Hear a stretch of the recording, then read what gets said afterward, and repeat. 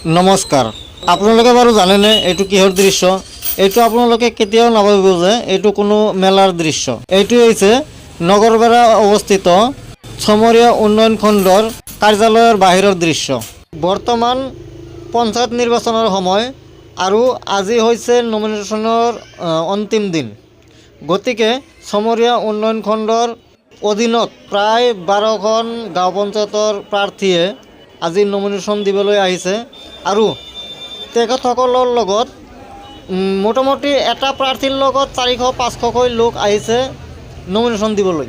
এয়া চাওক উন্নয়ন খণ্ডৰ ভিতৰৰ দৃশ্য। ইয়াতে ভৰি থ'বলৈ ঠাই নাই আৰু যিবোৰ মানুহে নমিনেশ্যন পত্ৰ জমা দিবলৈ আহিছে সিহঁতেও কোনো ধৰণৰ ডিচিপ্লিন মেইনটেইন কৰা নাই। নমিনেশ্যন পত্ৰ জমা ল'বলৈ উন্নয়ন খণ্ড কৰ্তৃপক্ষেও কোনো ধৰণৰ ব্যৱস্থা গ্ৰহণ কৰা নাই। আপোনালোকে এইবোৰ চাই আছে কেনেকুৱা ভিৰ হৈছে। ইয়াতে মানুহে ভৰি থ'বলৈ ঠাই নাই। ইয়াতে উন্নয়ন খণ্ড কৰ্তৃপক্ষৰ উচিত আছিল যে যিহেতু ভিৰ বহুত হৈছে মহিলা আৰু পুৰুষ প্ৰাৰ্থী বেলেগ বেলেগকৈ শাৰী পাতিবলৈ দিব লাগিছিল, কিন্তু উন্নয়ন খণ্ড কৰ্তৃপক্ষই সেইটো কৰা নাই। আপোনালোকে যিমান পাৰে ভিডিঅ'টো শ্বেয়াৰ কৰক। আপোনাৰ এটা শ্বেয়াৰে আমাক নতুন এখন ভিডিঅ' বনাবলৈ উৎসাহিত কৰিব। যদি ভিডিঅ'টো ইউটিউবত চাই আছে তেনেহ'লে চেনেলটো ছাবস্ক্ৰাইব কৰিব আৰু যদি ফেচবুকত চাই আছে পেজটো ফ'ল' কৰি দিব। ধন্যবাদ।